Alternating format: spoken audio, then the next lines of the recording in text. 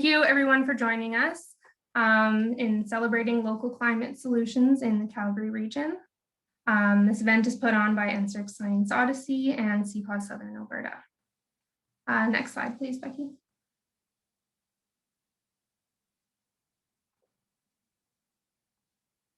Okay, so CPAW Southern Alberta acknowledges that we work in the traditional territories of the Blackfoot Confederacy, comprised of the Siksika, Kainai, Piikani, and Amskapi Piikani First Nations, the Tsuut'ina First Nation, the Stoney Nakoda, including the Chiniki, Bears Paw, and Wesley First Nations, the Chinoha Nation, and the Métis Nation of Alberta.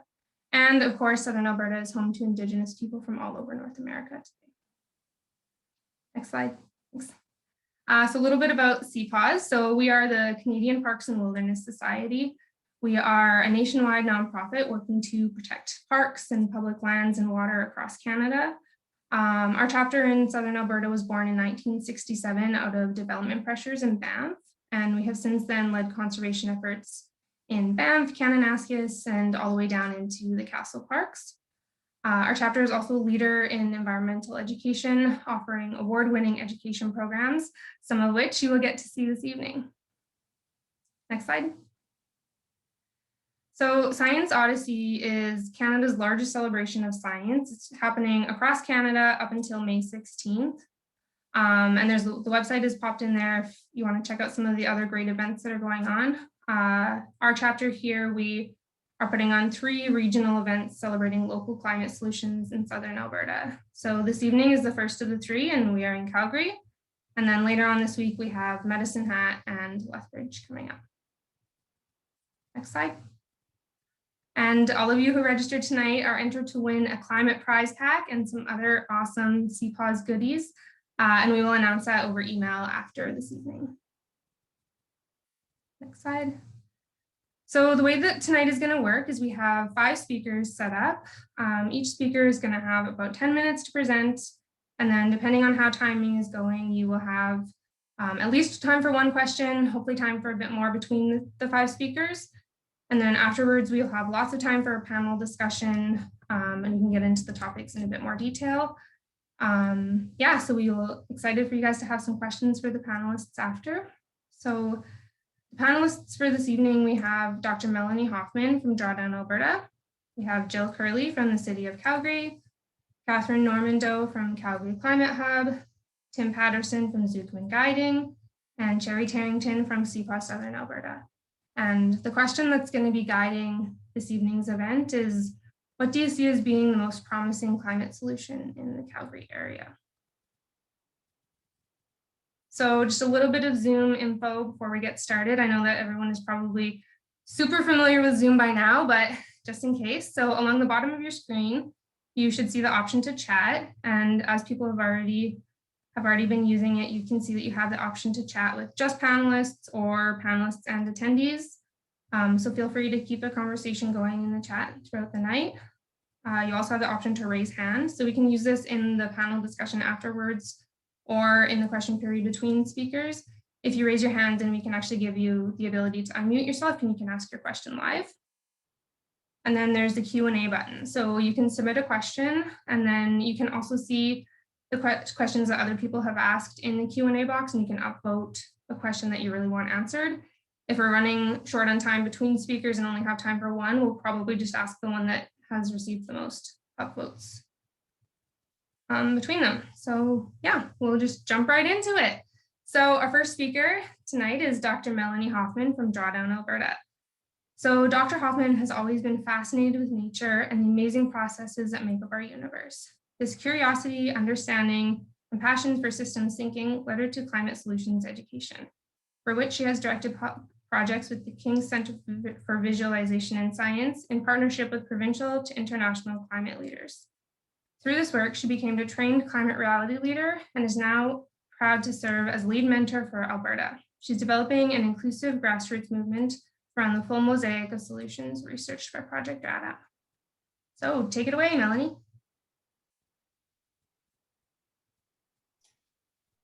Thanks so much, Brooke, for asking Drawdown Alberta to be part of this important discussion.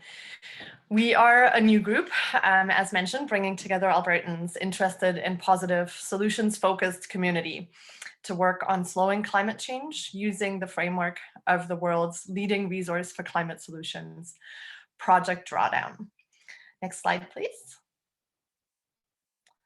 And I think if you click again, yeah, awesome, thank you. We're committed to a good future for everyone in Alberta, and that includes a number of frameworks and principles. Next. In the Indigenous tradition of acknowledging the land that allows us to gather virtually, but we are of course sitting on land all over the place here. I would like to situate myself here, calling in from Amasquatchie Wasgaikan, translated to mean Beaver Hills House, the Cree name for Edmonton. I'm a grateful member of Treaty 6, simply by virtue of living on Treaty 6 lands, which are shared with Canadian settlers like myself by the Nihiawaski, or Cree, the Niitsitapi, or Blackfoot, the Tsuut'ina and Métis people, who continue to make this land their home since time immemorial. We are all treaty people, and I invite you to explore for yourself simple next actions in learning and connecting with the traditional knowledge and cultures in your area. We know that when we each take action, progress is swift. Hi, Siskas, Marci. That is to say thank you in the Indigenous languages of this land where I reside, of the Cree Nation, the Tsuut'ina Nation, and the Métis Nation, respectively. So what's one way to look at the problem that brings us together here today and brings us together at Drawdown Alberta? I would phrase it as a broken relationship with the earth that has led to unintended consequences. Human development during the Industrial Revolution, next slide please, has led to amazing advances and to about a 50% increase in the levels of greenhouse gases in the atmosphere. Over the last 150 years, the amounts of greenhouse gases in our atmosphere have risen to now reach levels previously unknown to humans, leading us to consider ourselves in a new geological epoch, the Anthropocene.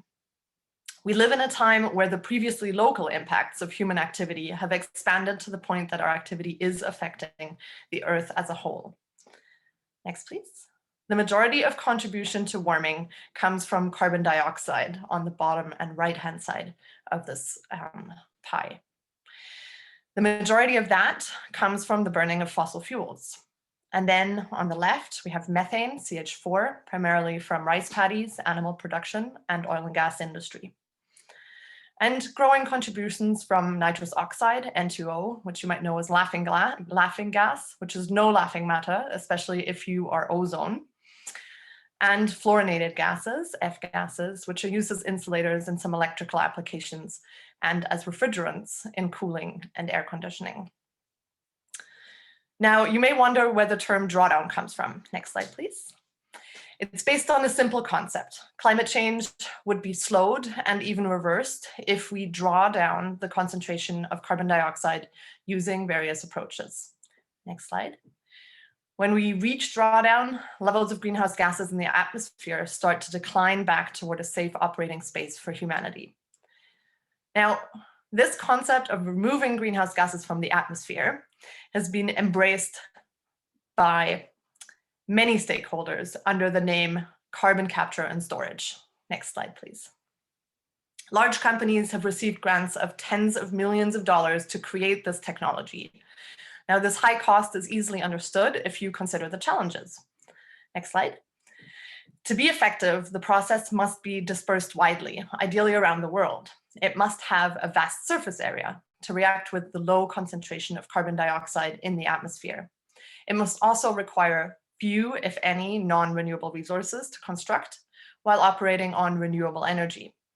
Considering the space it is bound to consume, other non-climate economic and social benefits would be advantageous. It should be both simple to operate and inexpensive to build. And some visionary engineers have even suggested this system should be self-replicating using nanobots. Next slide, please. What if I told you that such an amazing technology is not only possible, but already exists? Yet, in spite of its life-saving capabilities, this process is being actively sabotaged by humans, individuals, companies, and even governments. It hides in plain sight, next, using the code name Gaia, but you may know it better as nature. These nanobots, or rather milli or microbots, already exist. Next, please. We call them seeds. With a proven track record of tens of millions of years, next, please, our natural vegetation has stabilized our atmosphere while supporting myriad other creatures. Next, please. Now, Project Drawdown's framework of currently available solutions recognizes that natural processes not only clean the air of greenhouse gases, but also provide many other valuable services and products. While all ecosystems provide these services, Drawdown groups them for ease of discussion.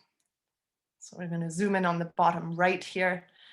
Tropical and temperate forests, grasslands, wetlands, peat, and mangroves each benefit from protection and specific management. Indigenous protected and conserved areas, which CPAWS uplifts locally, are also included. Next. While restoration of these diverse sites requires different approaches, they all contribute to substantial absorption of carbon dioxide, which is represented in these graphs here by the size of the circle. The bigger the circle, the more carbon dioxide absorbed. Altogether, Project Drawdown identifies about 8 distinct nature-based climate solutions in their framework of 80. In addition, you will note that many of these solutions identified here involve more nature-based management of our existing agriculture. Next. A realistic, economically feasible, but politically optimistic evaluation of their uptake, which is shown here in scenario 2, indicates that this solutions framework, based on the middle ring here, reducing sources, supporting sinks, and improving society, could indeed provide major mitigation for our climate and ecological crises. Obviously, each region of Earth will be more suitable for certain solutions. Next, please. Across southern Alberta, grassland conservation and restoration is particularly appropriate. Many people don't realize that this ecosystem absorbs carbon differently than most other plant communities. Click, and these smaller plants respond much faster to changes than forests do. To get into the details, when the leaves are eaten, a proportional amount of roots under the ground also die, unseen under the soil, leaving the carbon in the ground. As the remaining leaves grow back, new roots also grow, using new carbon from the air.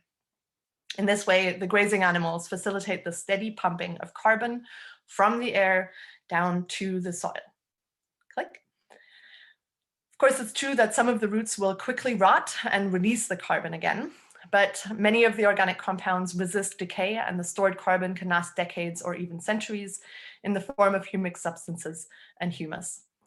And I mentioned how quickly grasses grow. In just a couple of years, restored grasslands can be storing carbon when trees will still be in the nursery getting ready for planting on the land.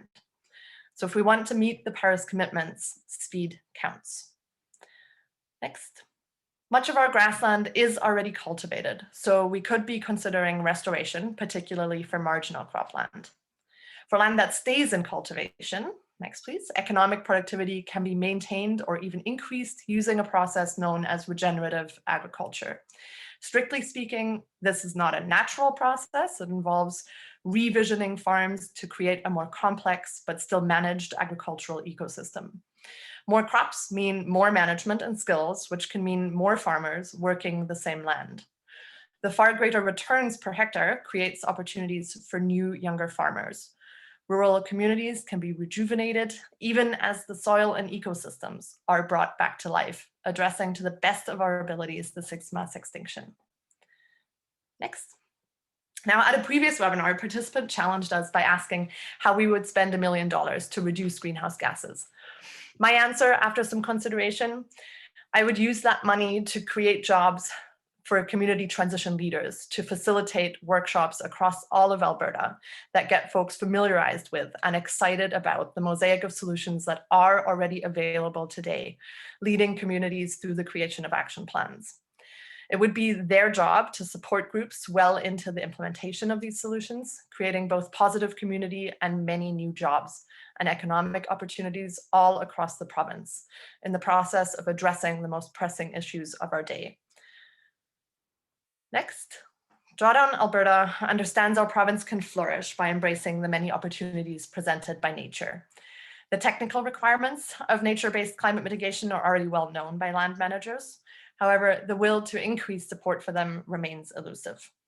At the same time, the side benefits of this work, economic diversification, rural renewal, new agricultural jobs mean the positive impacts will be immense. We don't have to wait for climate change to be reversed for the process to be worthwhile. Next. So we from Drawdown Alberta hope you will join us in promoting community engaged support of the many climate friendly aspects of our natural environment. If we sound like kindred spirits, please join or follow by signing up at drawdownalberta.ca. And if you know of groups or associations that are doing this work, please encourage them to reach out too. The Climate Caucus of Alberta Environmental Network is already part of our core. Come and explore the solutions for Alberta. We are already working on a wiki to provide a central point of information on climate solutions and actors specific to Alberta. So this is coming soon, as well as on public outreach and community building around a positive vision for Alberta's future. Next. We look forward to working with all of you and uplifting the great work you all contribute. And I hope to see you again on May 19th. Thank you.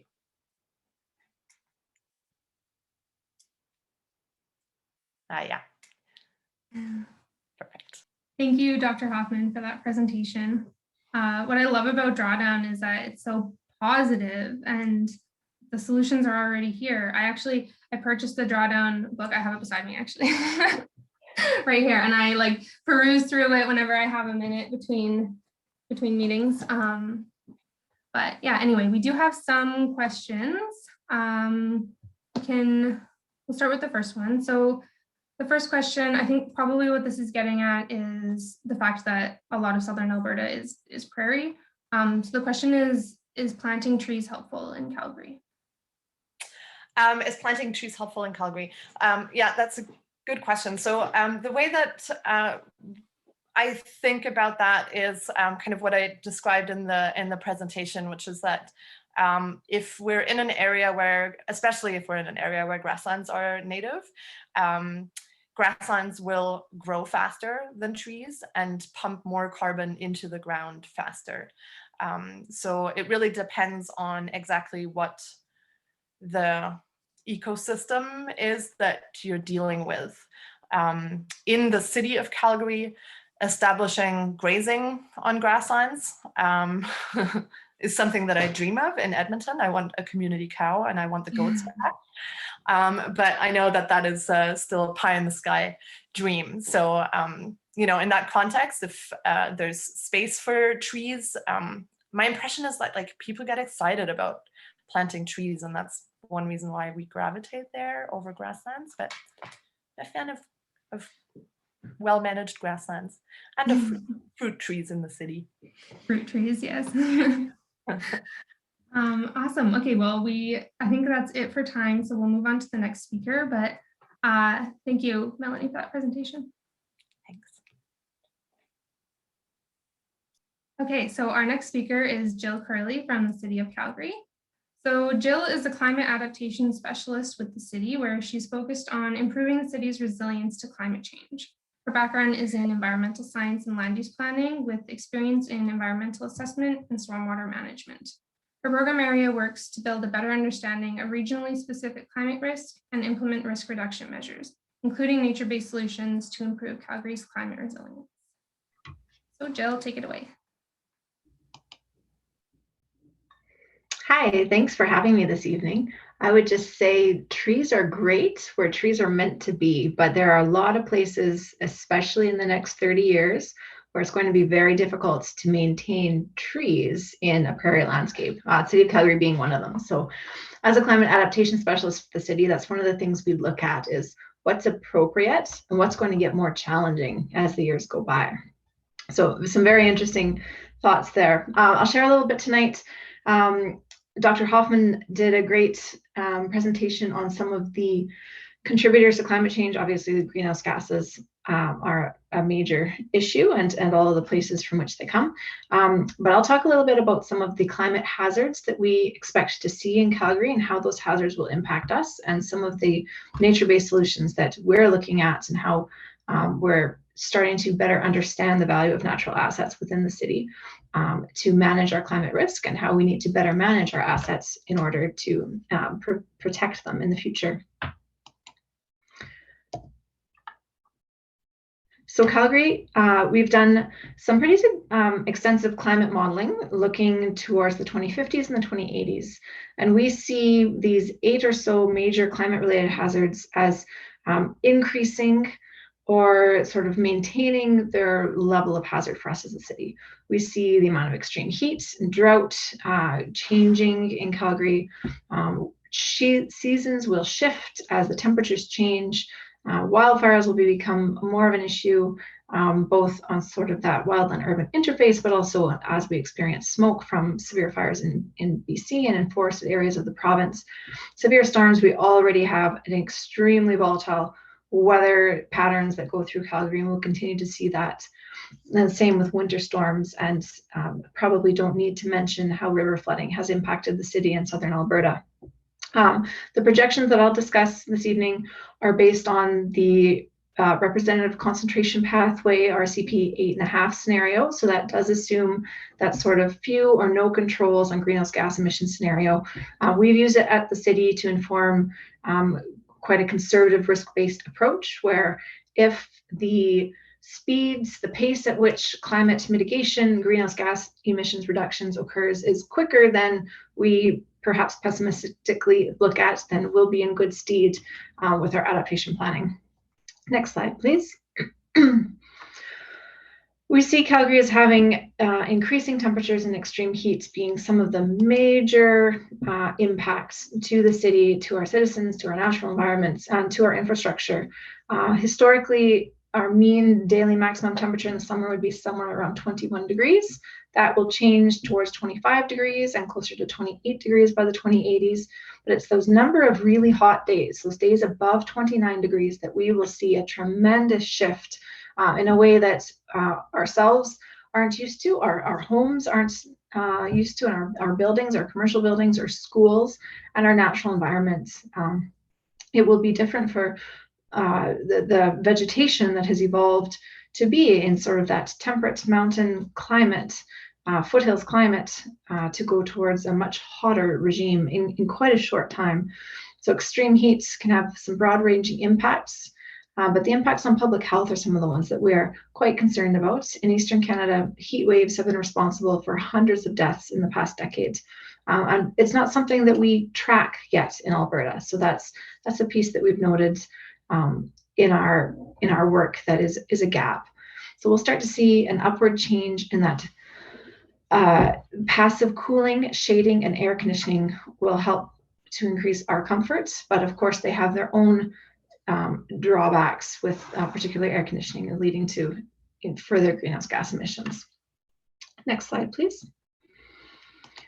Drought is likely to be increasing in the Calgary and southern Alberta region. We already see shifting precipitation patterns, and on Alberta's sort of cyclical drought schedule of somewhere around 11-year cycles of drought seasons, we anticipate that this will continue, and that those drivers won't change, but they may influence the sort of the severity of the droughts. So we'll see the biophysical impacts of drought, wind erosion, reduced stream flow, dry dugouts, and groundwater reductions. That may lead to water restrictions, impacts on recreational areas. And when we look at 2016, the trout fishery in the Bow River was closed to reduce stress on fish. So we do recognize that droughts cause stress on both aquatic and terrestrial mammals. So there's been a lot of learning from the 2000-2001 drought, and that kind of guides our current drought management planning efforts, including working towards the guide shown there, the Building Resilience to Multi-Year Droughts. That's a cross Alberta guide that the city has been involved in as one of the larger municipal players, but it's being developed for small municipalities and rural municipalities across the province. Next slide, please. We see shifting seasons as being a very critical piece in climate change. Historically, we see that last spring frost around May 15th, the May long weekend. And by the 2080s, that could be close to a month earlier. So as a gardener, you know, it's nice to know when you ought to be planting your flowers, your vegetables. But as a bird or a pollinator, that leads to some major mismatches. So that we see that timing mismatch as being a tremendous risk for agriculture, but you know, for the ecosystems around us. When we look at on a sort of economic sense, there could be economic opportunities from those longer warm weather seasons because it does open up perhaps some different crops, some different growing season schedules. But we also see a lot of negative impacts. The snow will melt earlier due to the combination of warmer temperatures and more spring rain falling on snow. This will shift our water supply availability and flood hazard. And we'll see those ecosystem level changes that significantly impact the environmental systems. The spring flowering plants and pollinator emergence needs to be very closely timed so that as plants flower, the pollinators are there to share the pollen around and complete those life cycles. So as the city, we're trying to do some additional active planting and managing landscapes for pollinators. And this can help, you know, in the little ways that we can to assist our little pollinator friends. Next slide, please. The severity and intensity of wildfires are likely to increase with longer fire seasons, increased temperatures, drought conditions, aging and unhealthy forests. These are just some of the factors that lead into that. Wildfires in BC impacted our health and enjoyment of the summer in 2018, with poor air quality keeping many indoors. And Alberta recorded the second highest hectares burnt in a season in 2019, and we watched as all around the world fires burned in 2020. The impacts of wildfires can be fast and deadly, but also include long-term and slower onset changes that require ongoing adaptation, such as to treat water from a burned catchment area. We do see this as a major risk for our drinking water systems, as we rely on the clean and clear water of the Bow and Elbow River headwaters for our water supply. Next slide. Calgary is no stranger to severe and damaging storms. Hail, high wind events, and tornadoes will continue to occur, and we'll likely see more of these events as the warm weather season lengthens and as temperatures increase. The snowiest September in 130 years prior to the equinox saw nearly 30 centimeters of snowfall measured at the airport, resulting in over 74,000 NMAX customers without power, significant interruptions to the city's road network.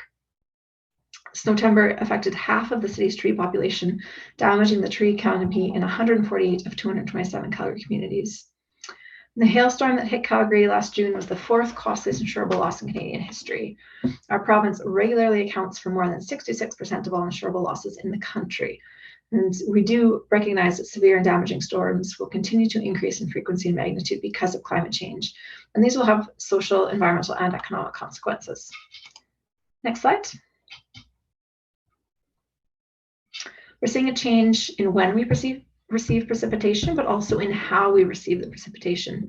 So we anticipate with climate change that more precipitation will fall in short duration, high intensity storm events, such as those that we associate with summer thunderstorms. And these are likely to be followed by longer dry periods. The projected climate impacts on rainfall are quite dramatic.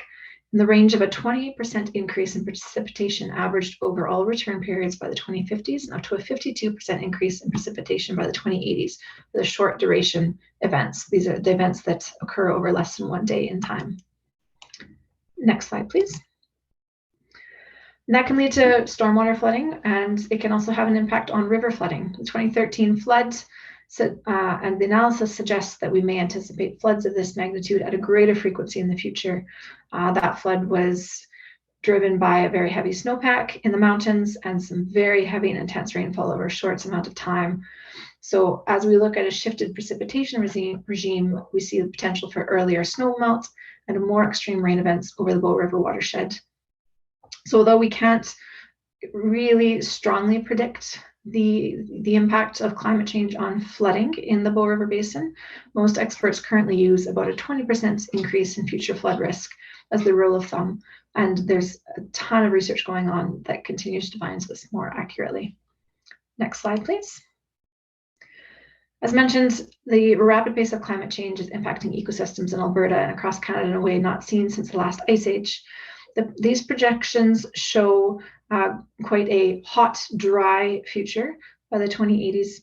And it really shows how we start to move to a much more grassland-dominated, dry mixed grass habitat type, with almost complete losses in the parkland and mixed wood habitats. By the 2080s, Calgary will be similar to the Fort Collins area in Colorado, with a longer growing season, less late season rain, and more hot days. So we recognize this change is coming. The city has done some updated landscape specifications, including drought-tolerant seed mixes, and native as well as regionally appropriate species of vegetation are recommended in the city. So as always, microclimates and site conditions will continue to be important when deciding on what trees, shrubs, and landscaping materials to plant. Next slide, please. So one of the ways that we're working on our adaptation to climate change toolkit is through the natural infrastructure that we're so lucky to have. Natural infrastructure is both impacted by climate hazards, and it can provide a significant risk reduction when it's managed appropriately. For example, flood management, urban heat reduction, stormwater management, and carbon sequestration. So climate resilience strategy and plans include strategy and action plan for natural infrastructure as a key part in adaptation, as well as greenhouse gas mitigation, which is precisely what Melanie was describing with the Drawdown Alberta. So it's closely linked with work already done across the city, including our biodiversity and the Riparian Action Program. And in the 2020 update of the Municipal Development Plan, we were able to integrate quite an extensive discussion of natural infrastructure and ecological connectivity as some of the key drivers for building a green city. So we're really hopeful with that as we can start to build it into our overall city processes more fully. Next slide. So we see the adaptation potential of natural infrastructure as almost three-pronged, where we're working on the preservation and restoration of natural areas. We're working to build and maintain our sort of natural infrastructure and green stormwater infrastructure. Some of the riparian bioengineering, things like that fall within that building and maintaining. And then the third piece really being valuing the benefits of natural infrastructure. So we're currently working through kind of an ecosystems evaluation project. Next slide, please. That really starts to detail how natural infrastructure is such a multi-benefit solution. We're working to show its value across a number of areas and integrate this better into our municipal decision making. There are so many connections with land use planning for new communities and redevelopment, but also in our own municipal asset management, operational budgets, and of course in our capital projects. So we're using some industry best practices to map, value, and report on the services provided by natural assets. And key services that we're valuing are urban heat reduction, water management and retention, habitat and biodiversity, carbon storage, and recreation and health. So while we recognize that these aren't the only services that are provided by natural assets, they are some of the key services and some of the services that are easier to value. Next slide, please. Because we do recognize that what gets measured gets managed. Oh, do you have clicks maybe on this one? Oh, no.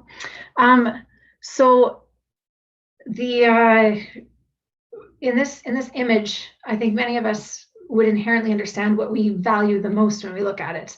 But unfortunately, if you know how municipal asset management works, the items which get valued and accounted for in city accounting are the park bench and the lookout platform.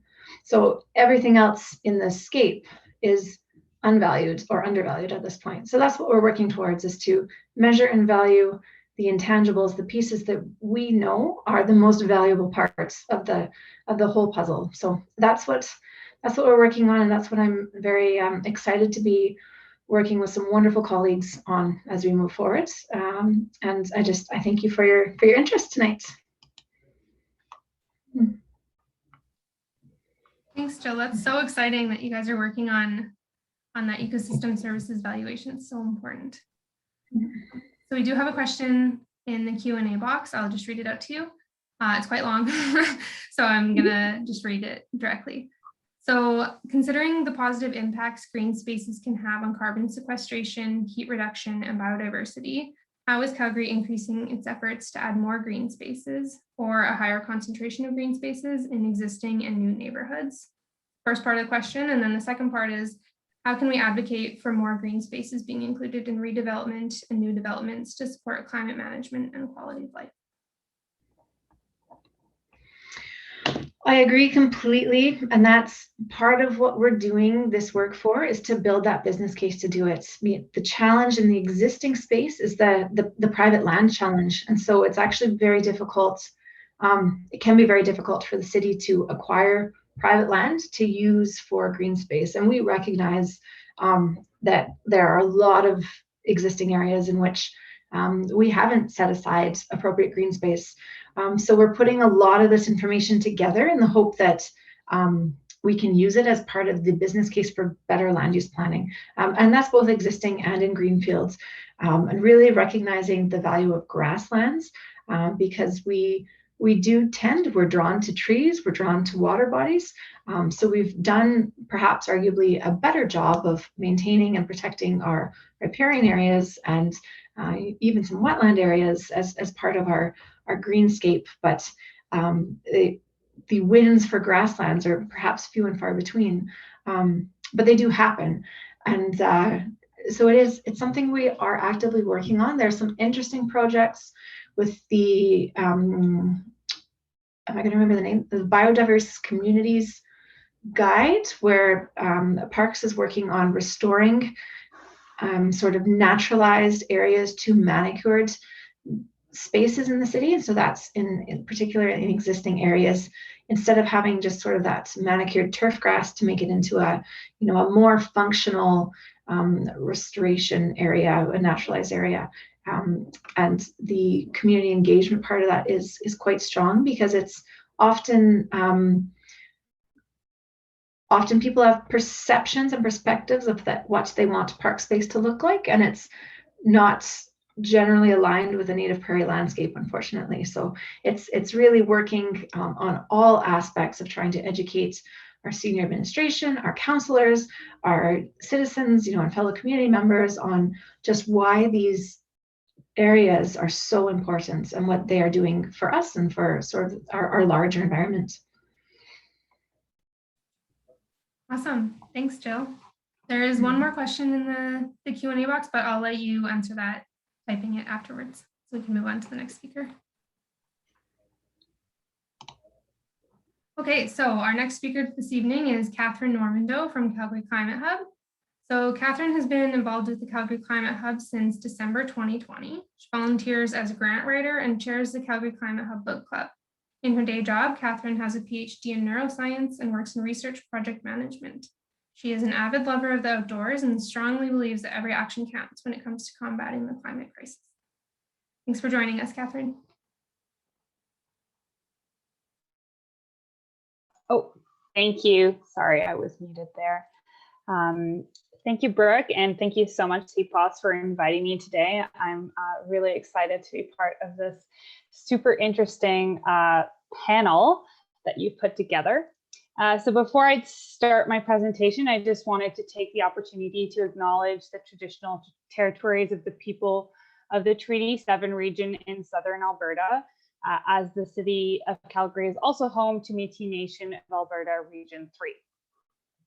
So the Calgary Climate Hub is part of the Calgary Climate Reality Project Canada, which is a network of hubs to take action on climate at the municipal level.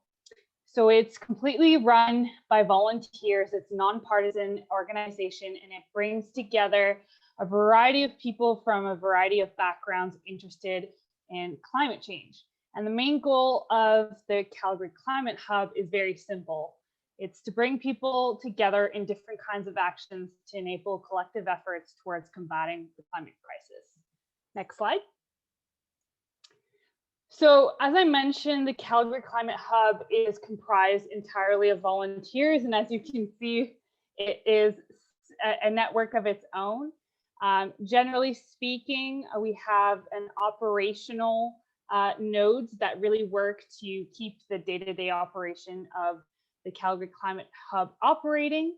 And then we also have specific campaign nodes. So one of those I'll be speaking to a little bit later, but an example of that is an election node. So we have a municipal election coming up in the fall, and this node was really created in light of that. And as I mentioned, I'll speak a little bit to that in my next slide, so I won't get too into that. But as Brooke mentioned, I'm involved in fundraising, so I'm involved in really trying to get money and convince fundraisers to support the hub, and that is to support day-to-day operation. So next slide.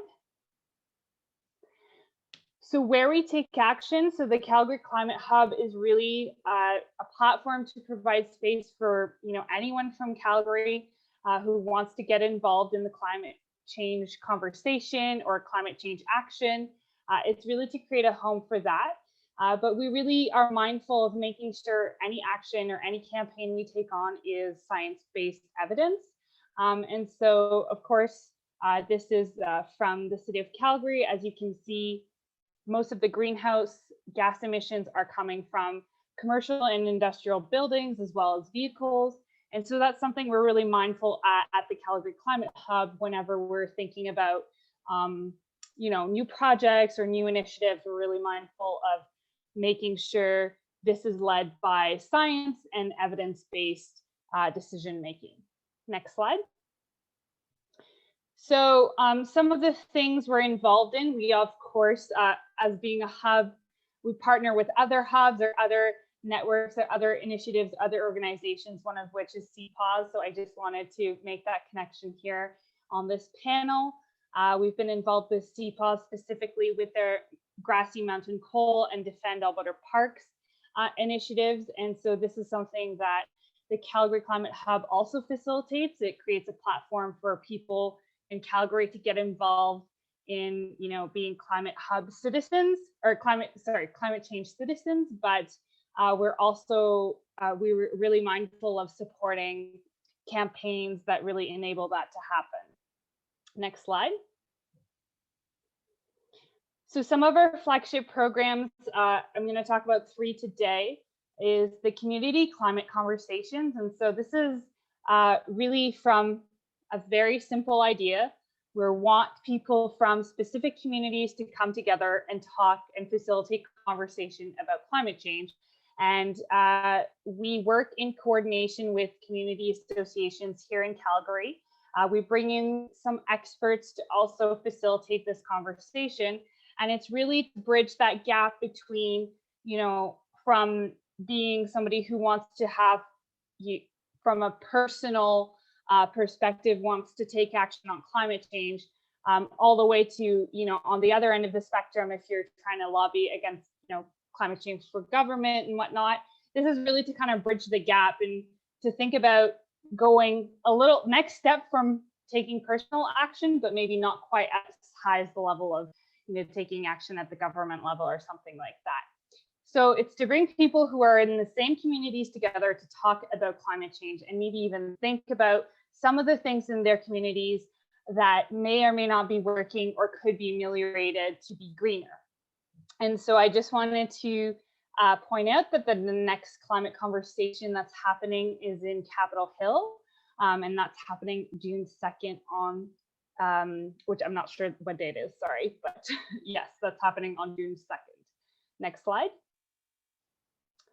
So now the next step, and this is something we're really proud of, is our climate conversations are really step 1.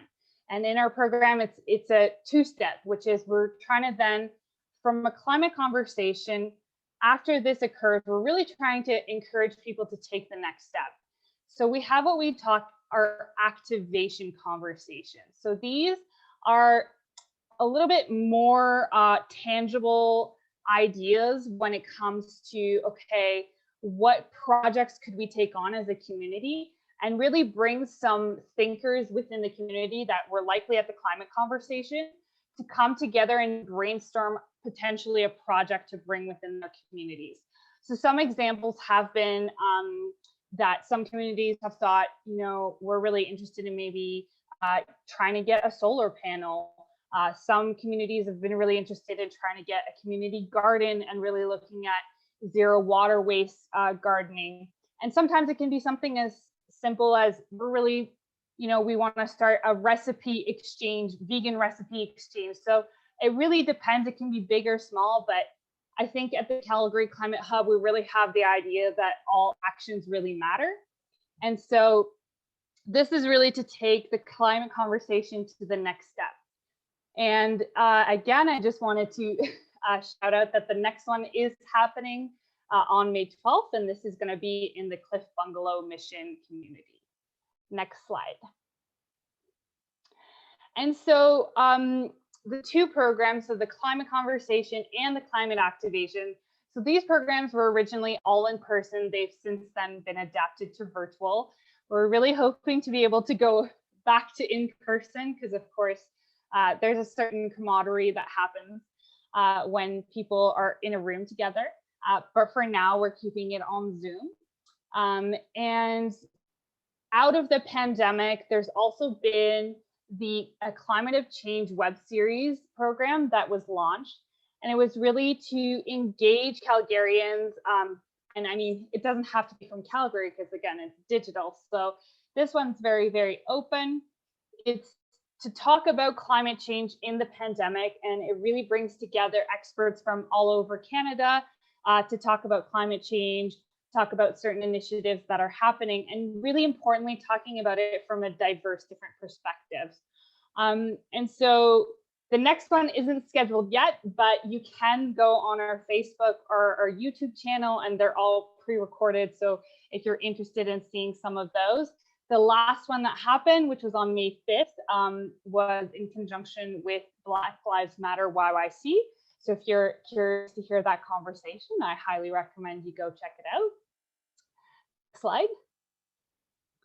And so those are our programs that we really work towards making sure it creates a platform basically to bring Calgarians together to talk and act and you know, be really motivated to do something about climate change, whether big or small. We also engage in a few campaigns, one of which is the Green Line, as well as Stop the Sprawl. So those two are quite advanced. The Green Line was accepted at the City Council level, awaiting provincial approval. The Stop the Sprawl was accepted at the, and I guess I should maybe explain a little bit for anybody who needs some context. So the Green Line is a C-train line that would be operating for the Northeast Calgary community. And so this is really important for Calgarians that don't currently have that public transport right now. And the Stop the Sprawl campaign is really about, it was just about limiting some development that were happening outside of Calgary, but also importantly integrating the some carbon reduction within the development approval plan, which was really important at the city level. And then the two ones that are happening right now is the election 2021, which I mentioned earlier. So this is about the municipal election that's happening in the fall. And we're really, really invested in making sure climate is part of the conversation. And then the last one being the NMAX Net Zero. So NMAX is a utility that's run out of the city of Calgary. And we're really invested in trying to make sure that this company has a net zero goal. Next slide. And so for me, I got invested in and tried to get involved in climate change. As I said, it was 6 months ago, so it's fairly recently for me. But it really came at a time that I felt, of course, climate change has been something that is so important and it affects us all, but I just felt like there was just, I just had to do something. And so the hub really provided a space for me to come to. And so one of my favorite initiatives that I've started being part of the hub is doing a book club. And it's really a way, I think, to give back in that sense that it's a really accessible way for people to come think and start thinking about or talking about climate change in a tangible way. And so I'm very excited about that initiative. And I believe that's my last slide, and that's all I have for anybody who has any questions.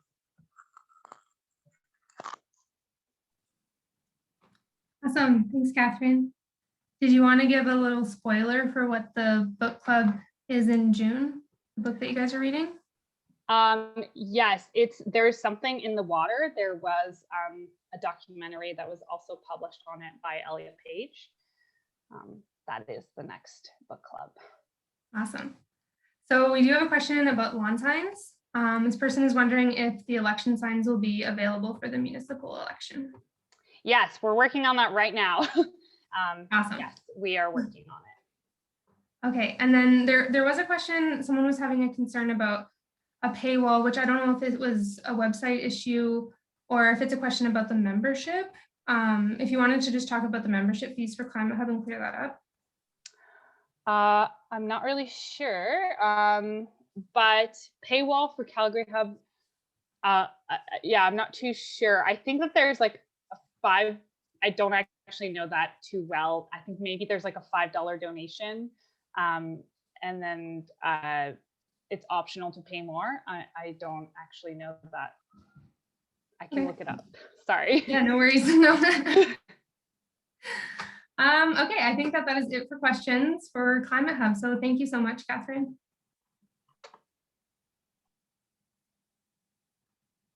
Okay, so our next speaker is Tim Patterson from Zuckman Guiding. So Tim Patterson is from the Lower Nicola Indian Band that's part of the Inkakleq Nation in an interior Salish group in southwestern British Columbia. He is a professionally certified hiking guide with more than 25 years of experience in the mountains of Western Canada and the United States. And Tim, I don't think you have any slides, right? So go for it. And you're unmuted, perfect. All right, good evening. Yeah, thank you very much for allowing me to be on this panel. As mentioned previously, climate solutions and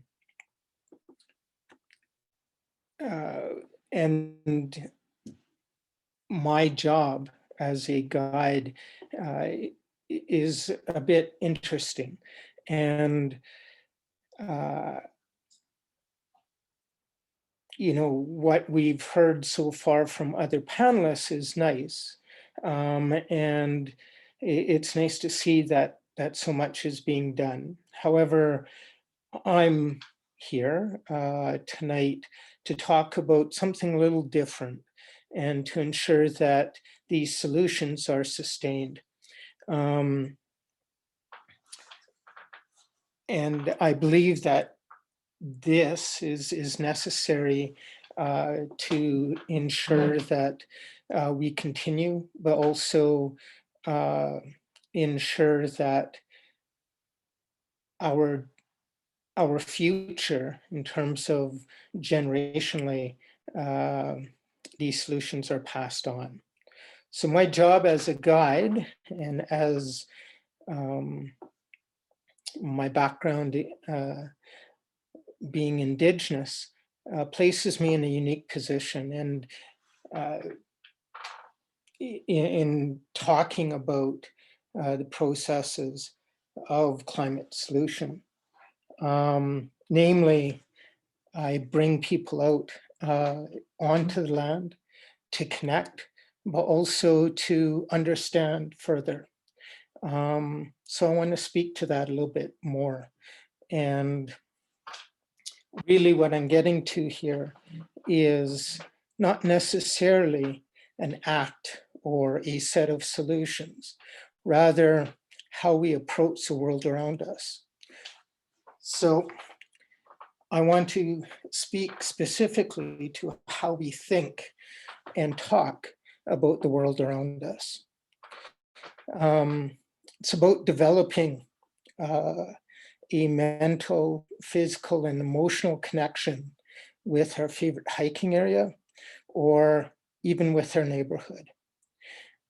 This relationship develops further through acts of walking, hiking, and being in place for any period of time. However, the longer, the better.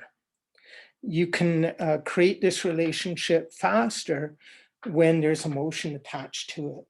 I often think about a study that occurred out of Sweden, where they asked kids about their walk to school.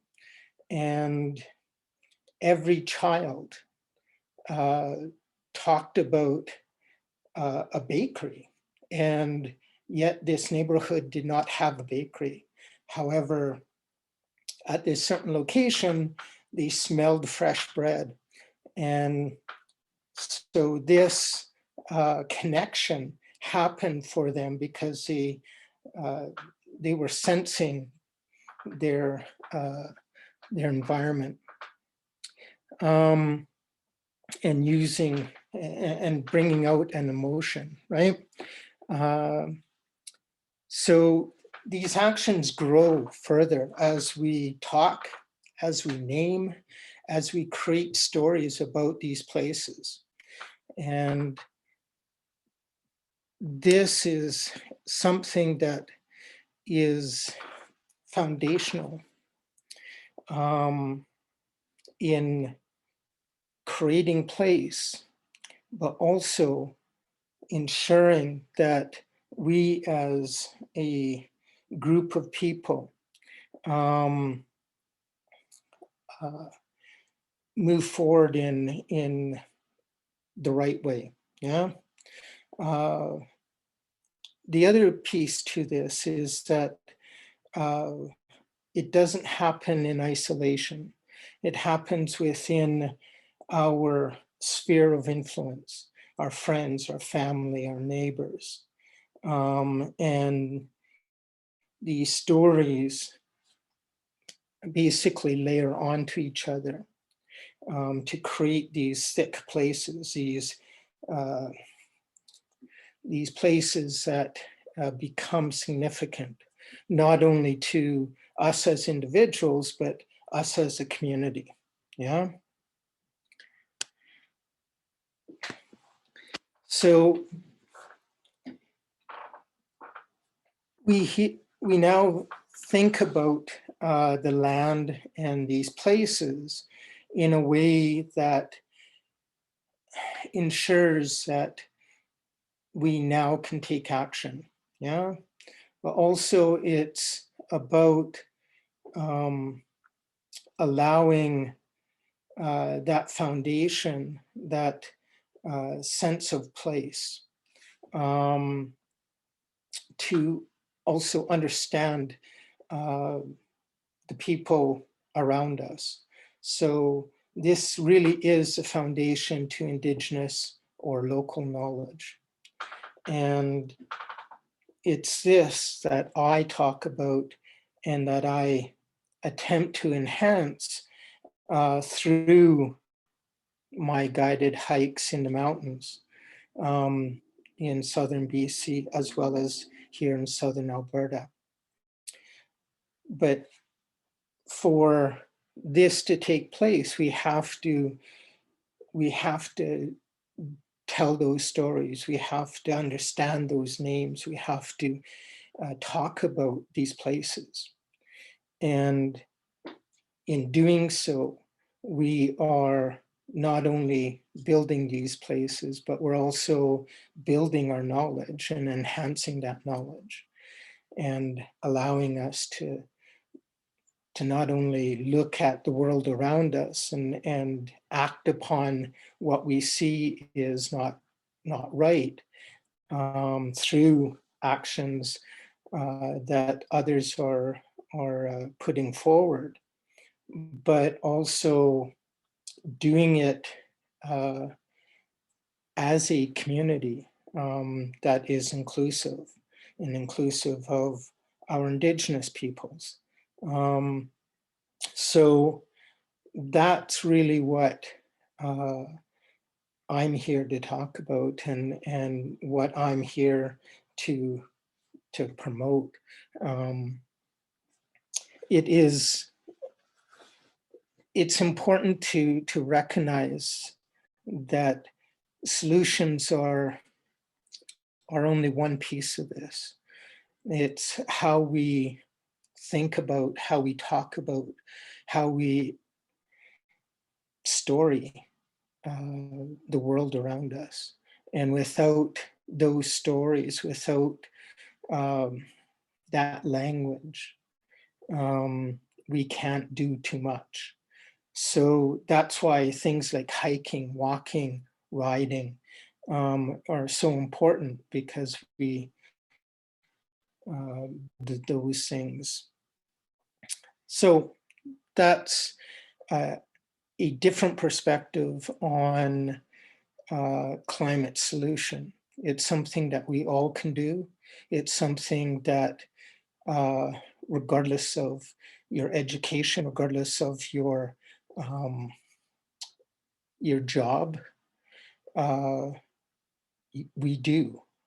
And it's how we connect the science and connect climate solutions, which tend to be rather nebulous and rather large and overwhelming at times, to bring it to something that is very tangible, very doable, very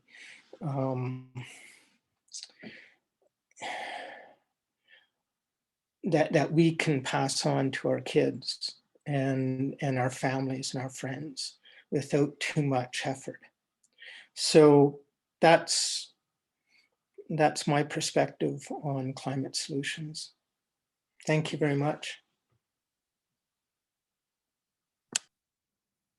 Thanks, Tim. That's such a powerful message. I think Jacqueline has echoed what I was going to say in the chat. She says, thank you, Tim, for sharing the importance of emotional connection to the land as part of the climate solution. And lots of people are following Jacqueline and typing in there. Thank you for your presentation. I don't know that the screen just flashed at me. That was scary. I don't think we have any questions in the Q&A box, but I'm curious if you want to give a summary of kind of what your guided hikes entail. If folks wanted to come out with you, how they could do that. I did paste your website into the chat for people as well. Oh, fabulous. Thank you.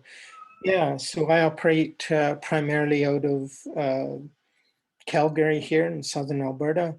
Most of my hikes are within the national parks, as well as the provincial parks in BC and Alberta. And hopefully we'll be able to get out once restrictions are lowered or lessened. And you can get a hold of me at my website, zuckmanguiding.com. Awesome. Thanks, Tim. So we will move to our final presenter of the evening. Becky, can you switch slides? Oh, I'll just read your bio out. Actually, Becky, can you share again? Sorry, I don't have Sherry's bio open.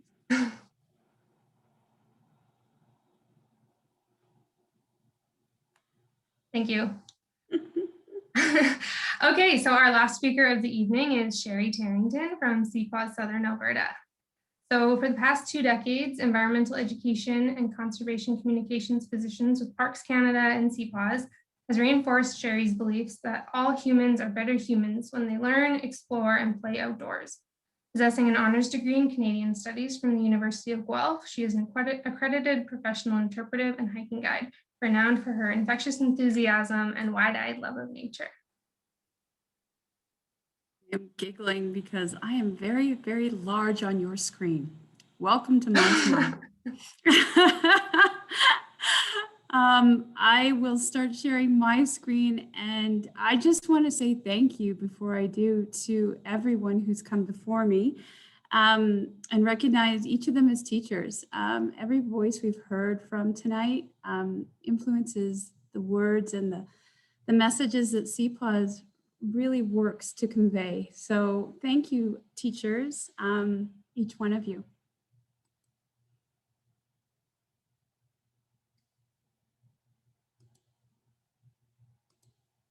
All right.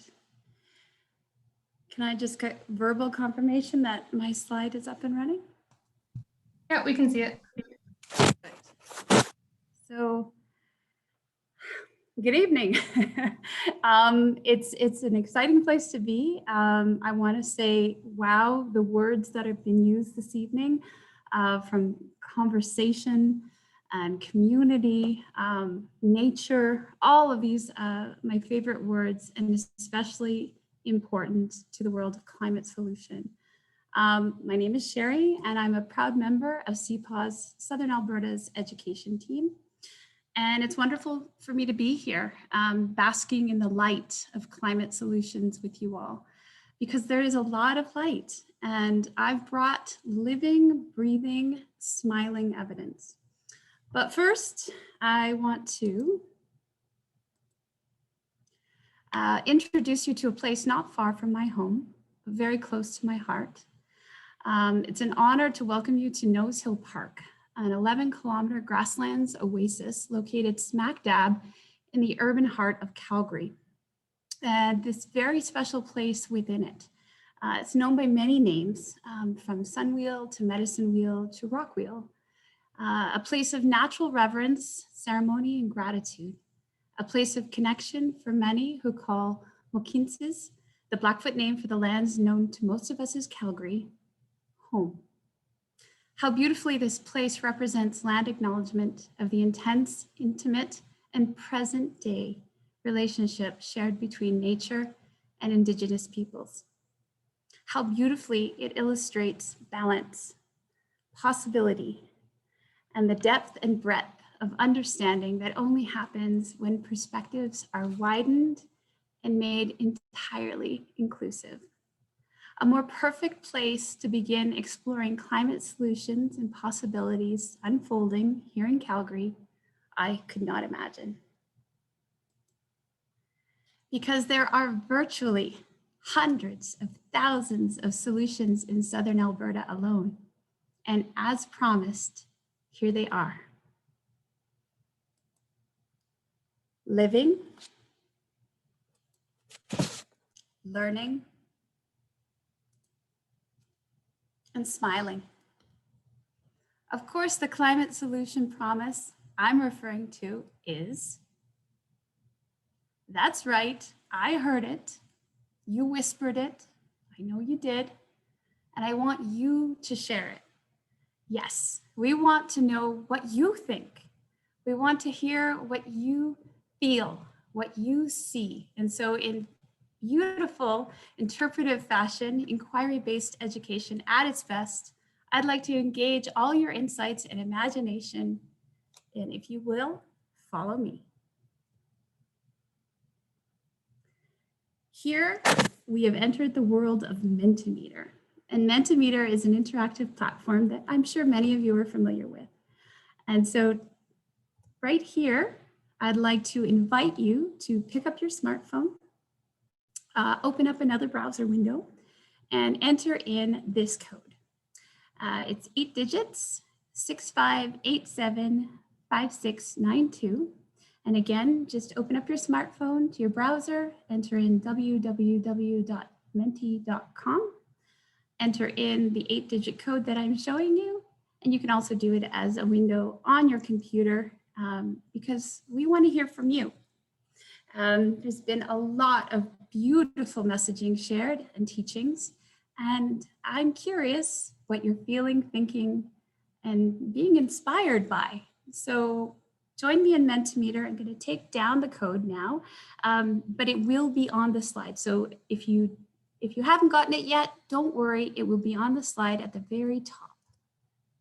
So here we are. This amazing question, which is quite simple, but takes you through all the smiles and laughter and learning I just shared in pictorial form.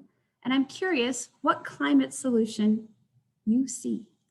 We've had beautiful prequel to this question from Tim and all the other panelists. So I'm curious, what climate solution do you see here? You can see the entries are coming, ticking away. Got 11 people participating. That's so exciting. Don't be shy. Pick up your smartphone and join us. I know we've got approximately 30 participants, so I'm gonna wait until we get to the halfway point. Just as a little aside, this platform basically has allowed me to function excitedly through COVID, because here I feel like we are together in the same room. We are conversing because your responses are all coming in live and virtually right now, which is thrilling. It is so wonderful to share this space with you. So I'm going to hide the picture now and see what climate solutions you see. And this is where I get teary-eyed. Aw. Community, education, learning. Yep, getting teary-eyed. Feeling hopeful. Yes. Love, reflection, change, knowledge, not fear. Oh, this is beautiful. Thank you. This is everything and more in terms of what I was expecting. And I want to just pause and allow you to take it in. And for those of you just joining, to get those last thoughts in. Oh, a sense of place made it. Thank you. Nature play. Questions. Beautiful. Oh, this is so great. You've got it. Without a doubt, when it comes, now I hate to leave this slide, but I can come back. Without a doubt, when it comes to naming the promise that is climate solution in Calgary, we at CPAWS Education know that it is nature connection, by all, with all. We are so sure that nature connection holds the most promise in Calgary. Or why do you think we're so confident? I just saw it. I just saw it flashing through my, we are on the same page when it comes to optimism and the need for hope. CPAWS believes that nature knows best on just about everything, including climate solutions. As Canada's only nationwide environmental nonprofit organization dedicated solely to the protection of our public lands and water and ensuring our parks and wild spaces are managed to protect the ecosystems within them, CPAWS believes that nature is, in fact, a climate game changer. We now know from presentations before mine that native grasslands are enormous carbon captures or sinks. Like trees, grasses exchange oxygen for carbon dioxide. Worldwide, they contain over 50% of the world's organic carbon. The amount of carbon in the soil helps offset the rise of carbon dioxide in the atmosphere. Carbon dioxide is the main greenhouse gas driving climate change. But when carbon is stored in the earth, like when it's incorporated into the grassland soil or trees, it is locked away from becoming CO2. With a warming planet on our hands, a wild space's ability to sequester and store massive amounts of organic carbon might just be the leg up we need to secure a carbon neutral new world order. Leaving intact natural ecosystems alone to do what they do best can bring big climate impact. In other words, when we harness the power of natural ecosystems to combat climate change, we give rise to the great potential of nature-based climate solutions. And the potential of nature-based climate solutions is huge. Scientists estimate that global natural-based climate solutions can provide over 1/3 of the climate mitigation needed between now and 2030 to stabilize global warming. And you thought there was no way you could love nature more. Well, there always is. And that is precisely our point. Nature connection is love. Nature connection is contagious, inclusive, fun, authentic. And the research is on our side. If you'll permit me, research is already showing that daily positive childhood experiences in natural habitats is most frequently reported as an influence to activist behavior. And the second study has shown that positive memories of outdoor experiences more strongly predict subsequent stewardship action than did the acquisition of content knowledge. And lastly, research reveals that time spent outdoors with a caring adult in childhood uniquely prepares later inclinations towards environmental activism. Yahoo! So to borrow unapologetically and unmercifully from a galaxy far, far away, when it comes to climate solutions here at home and on a global scale, nature connection is hope. This is the way.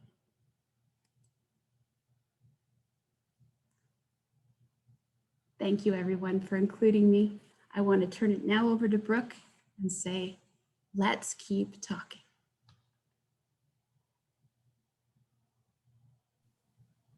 Thank you so much, Sherry. And the Mentimeter is so great, seeing all of those responses and everyone's thoughts.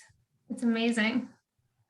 I don't know that we have any questions in the chat box, but maybe what we'll do is we will just move into the panel discussion.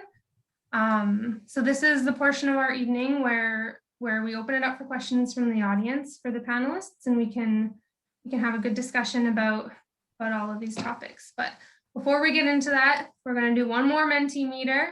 So while Sherry's still sharing her screen, we're going to go back to Menti, and we're going to ask you as the audience, what do you see as being the most promising climate solution in the Calgary region? And is it still the same code, Sherry? It is. Okay. And I can bring it up again here for you. Anyone lost the code, needs to re-enter Mentimeter, here you go.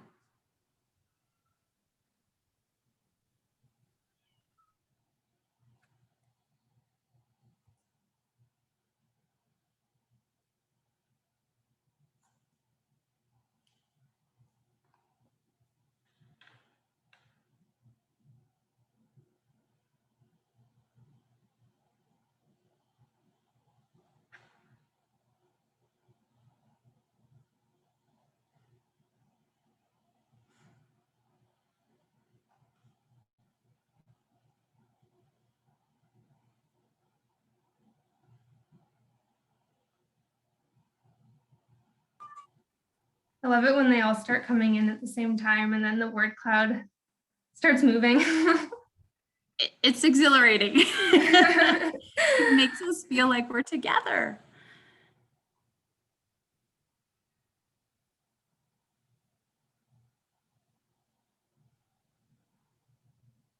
Death of the turf lawn. It's funny. Lots of connecting to nature, nature-based solutions, public education, Indigenous leadership, listening to each other. Keeps changing every time I want to read them.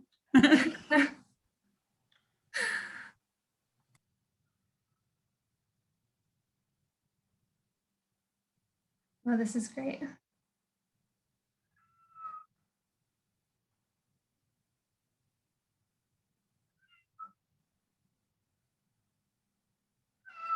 Awesome. So we're definitely seeing some common themes here. Hey, connecting to nature, education, low carbon economy.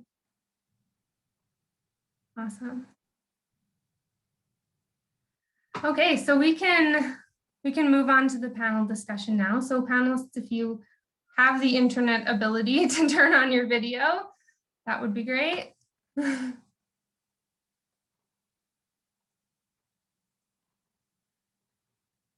So what do you guys think about the Mentimeter results?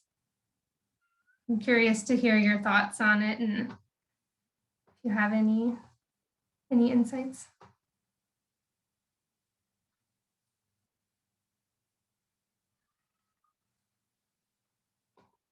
Tim and Sherry, I think your guys' presentations really set the stage for those results. It was a great way to end off the presentations. Okay, so I guess we can move into the Q&A. So we have a question someone has been asking about nuclear power generation and if there is anyone advocating for nuclear power. I'm not sure. I think Melanie or Catherine, Climate Hub or Drawdown would probably be the most relevant to answer that question. Can either of you guys speak to that, to nuclear power? Yeah, I'm happy to speak to that. As a materials chemist, I don't have a direct background in nuclear, but a passion for materials and chemistry. But then through Drawdown Alberta, or rather through Project Drawdown, I'm well aware that we have a full set of solutions using currently available technology that includes nuclear, somewhere around solution number 60 out of 80.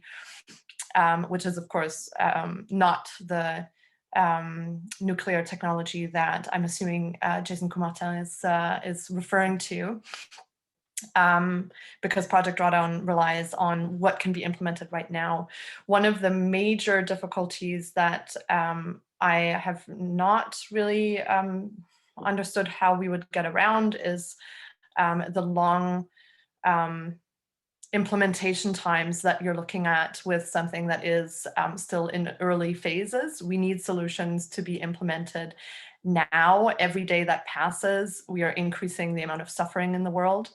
And so it's really, for me, important to focus on what can be implemented today, and what can be built today and what won't need, years and years of regulatory changes, public approval, changes in opinions towards things.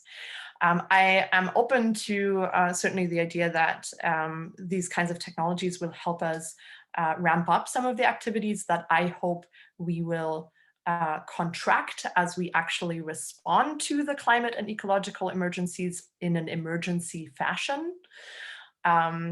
Personally, I would love to just really limit the way I live for the next decade, address what we're doing, and then go back to really indulging in luxuries if we can afford that.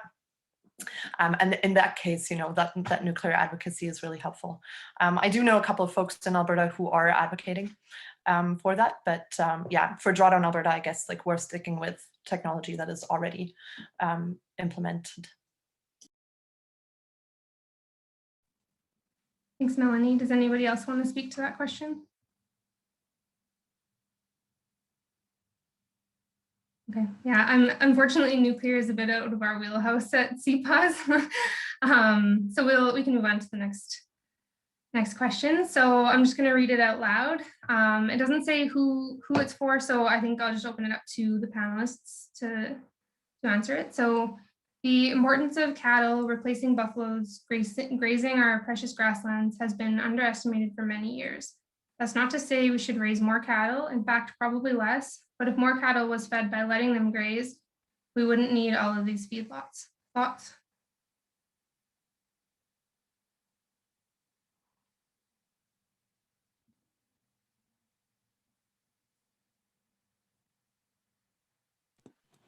I can start us off, Brooke, if you want. Sure. The idea of grazers is a huge gift. We actually have labeled it as such in our Why Grasslands program.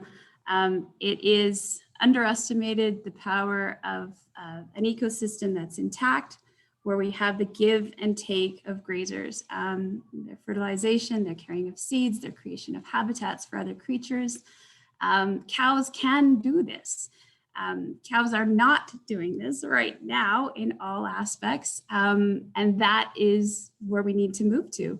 And the idea of looking to the bison, working with Indigenous peoples, learning from the histories written before time immemorial, this is a solution. This is a gift that we can give back. I absolutely thank you for bringing up the power of grazers.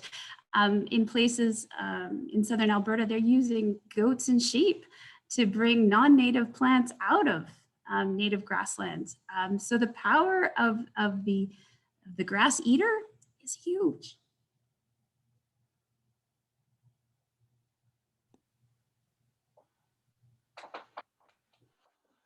I think we have to also put it into some sort of context insofar as that while grazers are an important element, it's also the predators and everything else that comes along with it, yeah? And ensuring a healthy system, not just one aspect, right? And you certainly see how elk have contributed, and without much management and removing of predators and others that are needed to ensure that everything is in balance. So it's not just one solution. It's not one thing.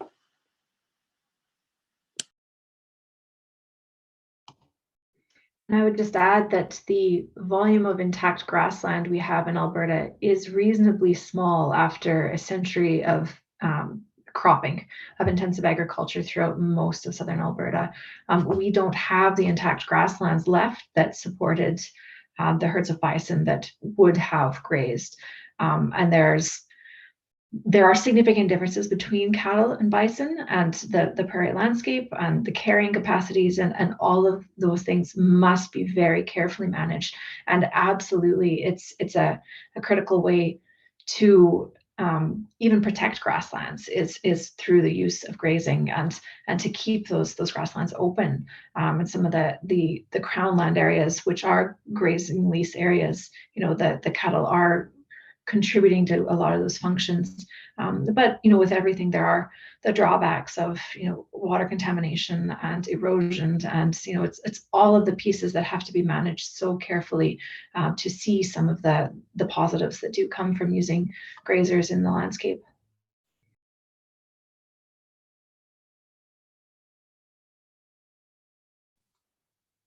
Just such great points. Catherine, Melanie, did you guys want to add to that at all? I think that the other panelists really took it away. I don't have much to add. Okay, awesome. There's a documentary too. Sherry, what's the documentary called about grasslands? Kissing the Ground. Kissing the Ground, yes, on Netflix, that one. There's another one too that was Guardians of the Grasslands. Kiss the Ground and Guardians of the Grasslands. Great documentaries. And there's the David Suzuki Hidden Wilderness. Oh, I haven't seen that one. Yeah, the Hidden Wilderness, and it's all about grasslands, and forgive me if I got that incorrect. I will look that up right now, but it's fantastic. I'll put it in the chat. Yeah, that would be great. Thanks. Okay, so am I still unmuted? Yes. Our next question is, how can we further support economic diversification in Alberta? Under our current provincial government, there's very little government support. So how can we get involved as individuals and municipally?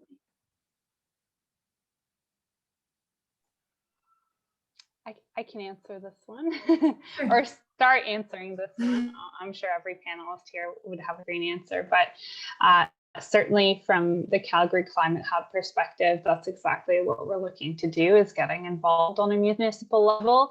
We have something called a mobilize node that actually goes to City Hall every week, I believe, or very frequently, and basically ensures that climate change agendas are talked about at City Hall, then discussed, and to really make sure that agenda is pushed forward.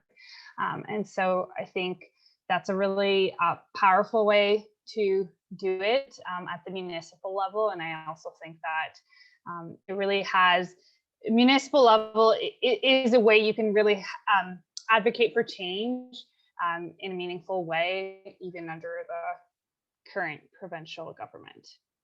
And regardless of having a provincial government that's super supportive of environmental change or not, I think advocacy at the municipal level is really underrated.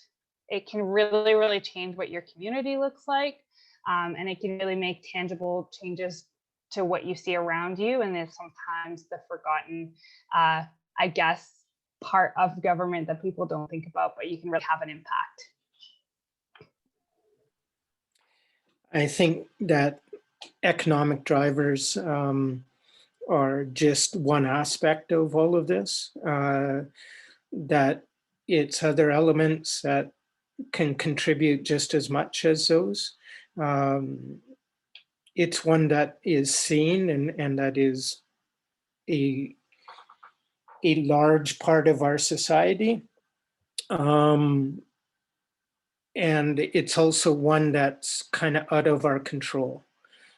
So I would advocate more doing something that is within your control and looking at aspects of how can you diversify what you do, right?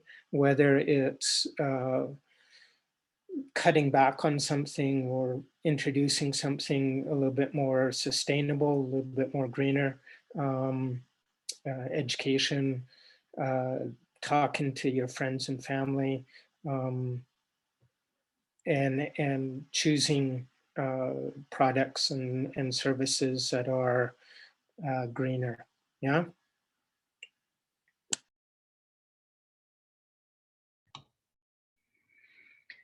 I'll add something that the City of Calgary is doing as a municipality. We do have an economic recovery task force right now that's sort of tasked with looking at recovery from COVID, but recovery on the broader sense from the sort of economic fallout of the last few years.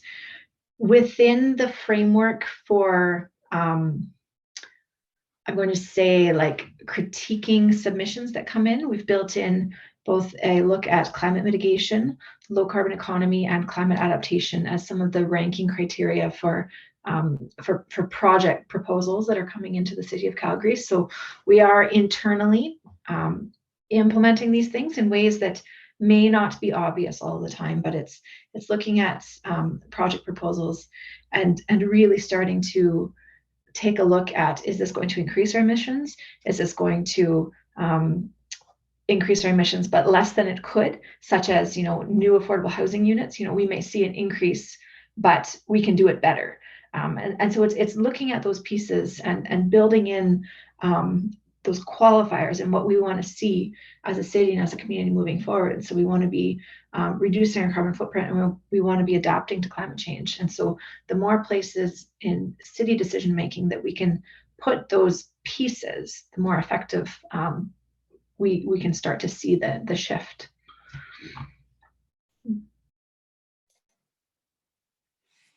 Yeah, I agree with everything that has been said by my by the previous folks who have spoken, and would of course add to that, get involved in or form a chapter of a local advocacy group.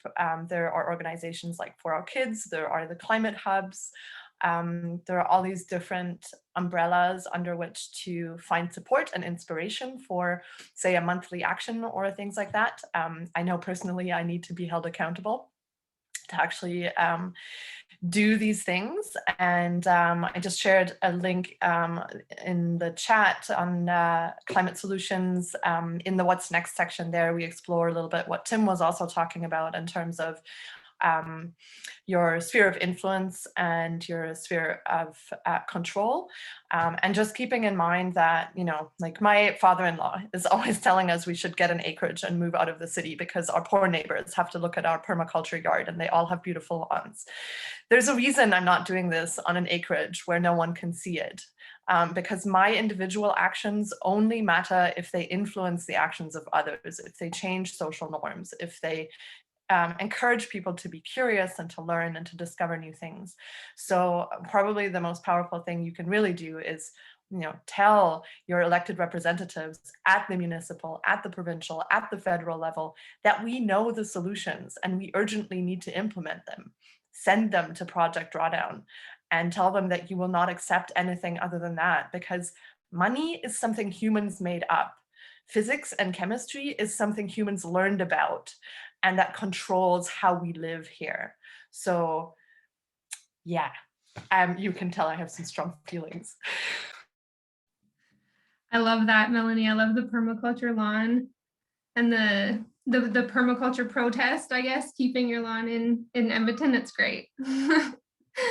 Sherry, did you want to add on to this question at all? I think it was handled beautifully. It's so important to keep doing. Small actions count. Our Action Challenge campaign with classrooms and individuals and families, it's all about keeping momentum going. It's all about, as Tim says, doing what you can. It's so easy to be overwhelmed. And I know we're all facing that in this pandemic, but get interested in birds. Plant yourself a tiny balcony garden. Making those nature connections and spreading that contagious love is something we all can do and keep doing.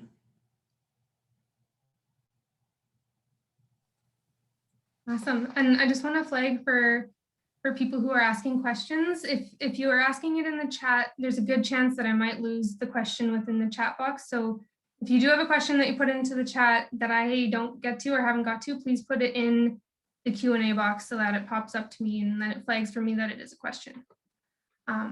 So our next one is, it's super related to everything we've been talking about tonight, which is great. So what is a personal change that you can make today that will have the biggest impact?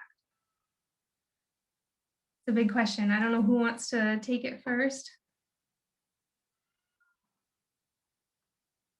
Sherry? I can just jump in because I'm virtually living through this. My daughter has become vegetarian. It happened last Tuesday.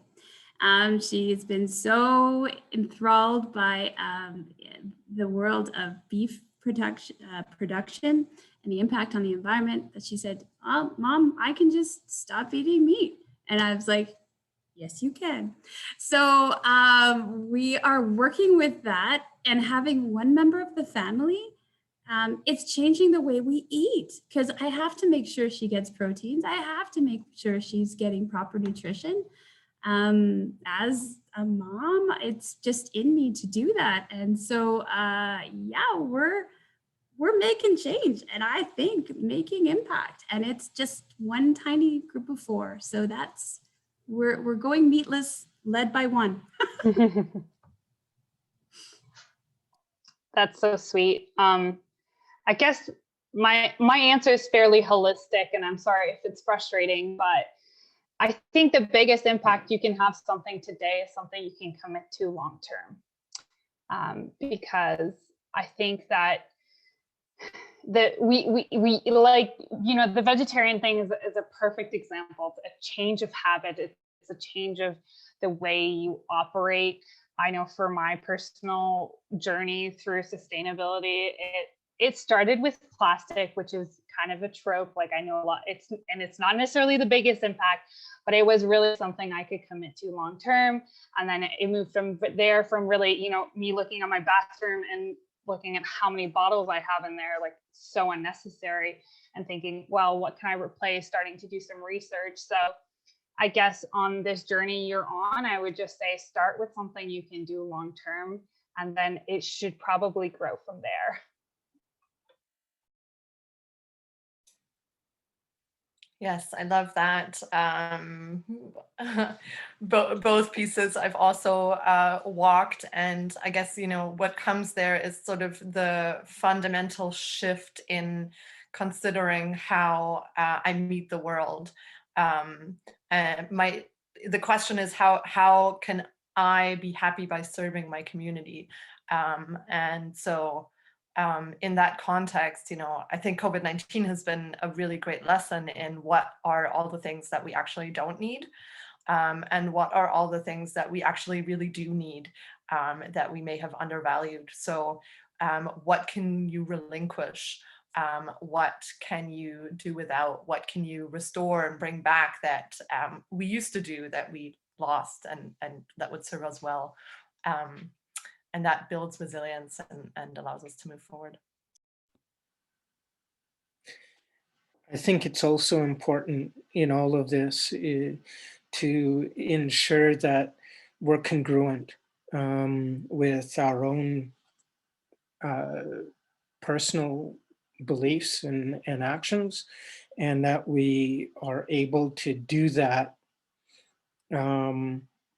through really simple things, and some of them have already been discussed here, but it's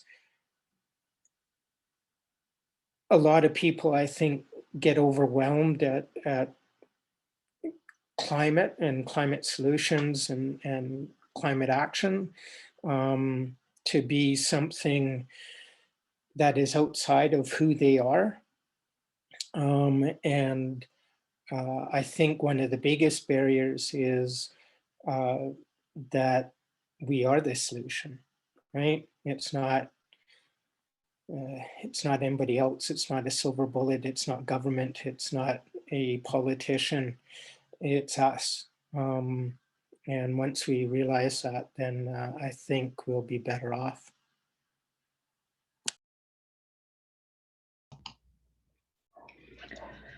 I'll add that some of the things we've been working on at the city have to do with our homes, you know, because you can look at where your heat loss is, and, you know, whether it's more insulation in attics, in walls, windows. I mean, depending on the age and the style of your home, you know, there can be quite tremendous energy reductions available if you can do some renovations. And it's some are more expensive, more costly than others, and some are relatively inexpensive. And some years the provincial government has programs that support it, some years the federal government does. So there is one coming up shortly with the federal government. They haven't released all of the details yet, but after doing an EnerGuide evaluation, the facilitator can then recommend which steps would be most effective in your home, whether it's insulation or furnace or windows and doors or ceiling gaps,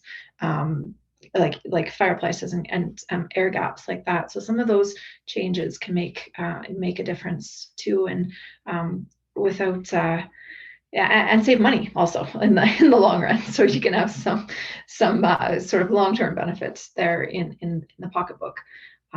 And, you know, as the other speakers have said, it's making the changes that you can commit to, and it doesn't have to be wholehearted. Maybe you're not going to bike all winter to work because it's not practical. You're taking kids to daycare, all those things. But maybe you can bike 2 or 3 days a week when the weather's good. And even that is a change that means something. So it doesn't need to be all or nothing. Maybe you don't go vegetarian, but maybe you say, you know what, 3 days a week, I'm not going to eat meat, or I'll only eat meats for special occasions or special meals, or, you know, out in restaurants when we get to go back and do things like that. So sometimes it's figuring out how to manage your lifestyle that's true to yourself as well as true to your beliefs, and make all those pieces work together. Sorry, all my dogs just came in for water. No worries. I have a cat whining at my door and my dog is outside barking as well. So joys of working from home.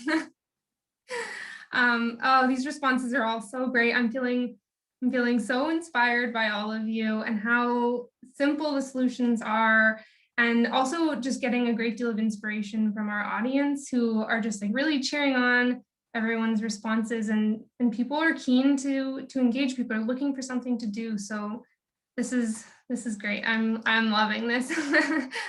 So our next question is to all panelists. What do you see as being the biggest barriers facing Calgary in becoming more sustainable or climate resilient?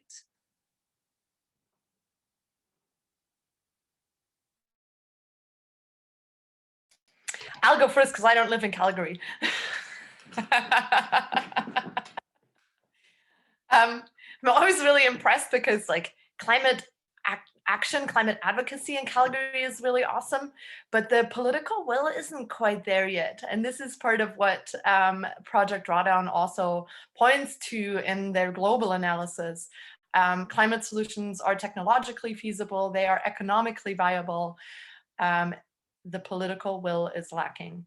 And so that to me is the biggest barrier and is the biggest reason for why we need to talk to everyone about what is possible and what that's going to look like and what that's going to mean for our future, to build that political will, because we do things like see things like what is credited to have started the Yellow Vests in France, right, where the government took fairly ambitious action on climate and the people revolted because there are certain narratives that work, right? We are raised to care about the dollar first. And so changing that narrative in our communities.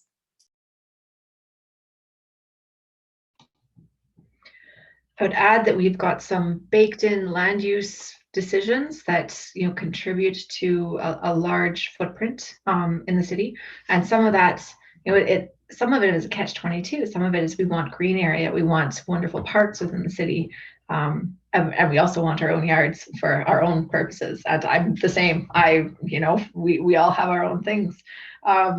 So we have and our propensity for having our places so separated from our work and our home, though albeit not this year. And perhaps some of these changes will continue on, where maybe we'll only be commuting to work a few days a week. Maybe there won't be a wholehearted shift back to offices, back to the downtown core, or wherever your space may be. Maybe there will be more ability to continue working from home. And even that shift a few days a week, again, is a change and has a reduction. So we do see some of those sort of baked in land use planning and planning for cars as a challenge, and it's hard to get over. But we continue to see, although the naysayers can be loud and vocal, we continue to see somewhere around 90% support for the Green Line project. So there is will to do it, but there's a vocal minority that we're up against, and I think that's a challenging hill to get over. But I say we get out and vote, and we encourage conversations on municipal, provincial, and federal platforms. There are a lot of elections coming up in the next couple of years that can have a tremendous impact on what we see in Calgary and in Alberta. I was just going to add the barrier of who feels they can speak to the issue. I love this panel. I love this room because it's allowing all voices to be heard and all people to have an opinion. And climate is everyone's issue. So there's, I think, been a longstanding barrier to the average person to say, let's speak about climate. Let's talk about it. I'm following one simple sentence in my life right now, and that is, what you pay attention to expands. So by just bringing climate up in regular, everyday conversations, even with your family, your parents, your grandparents, it is expanding the scope of influence and is making climate something that we're all finally talking about. Mm-hmm. Yeah, and just to add that quickly, because of the just about the municipal election, I think something to think about of the biggest impact you can have, like voting municipally, is huge, and I think unfortunately has low turnouts most years, and so that's something to think about. And something that the Climate Hub is working to do is asking all candidates for council. It's a questionnaire we'll be asking, and it's done in conjunction with other organizations too, such as Action Dignity. And I don't actually know the list of all of them, but we're working through that right now. And that's really to provide that information for all Calgarians who are voting in the municipal election. We will be asking, you know, about climate change and about whether they're supporting some of those policies. And so that's something to look forward to as well. For anyone who's voting in Calgary, is we're hopefully going to be providing information on every council so that you can vote according to your interest. I think it's important too to bring up the subject of it's not just about government, it's also about businesses and about agencies of government. So Parks Canada, for example, one of the things you can do is to have your say. And there's a process going on right now called Let's Talk Mountain Parks. And you can advocate on management plans. I would suggest going to do that, right? And if they get enough people saying the same thing, something might happen, right? Maybe. Thanks, Tim. I just pasted the link for Let's Talk Mountain Parks in the chat for folks who wanted to engage on the park management plans. So they're open for all the Rocky Mountain National Parks right now, if folks wanted to engage on that. So I'm just looking at the time, and I don't think we have time for any more questions. So I just want to say a huge, huge thank you to all of the presenters for this evening. I am so grateful for your perspectives and your presentations. And also thank you to all of the attendees who joined us this evening from Calgary. And just a reminder too, that we do have 2 more events coming up this week. We've got Lethbridge on Wednesday, and we've got Medicine Hat on Thursday. We've got some speakers speaking about regenerative agriculture, which came up. We've got a ranching perspective, which also came up. We've got Climate Hub of Southern Alberta. We've got lots of great speakers coming up for the rest of the week as well, which I'm super excited for. So thank you all so much. I wish we could have like a huge round of applause. So I'll just like clap for you in my house by myself. Thank you everybody so much. Thank you for hosting.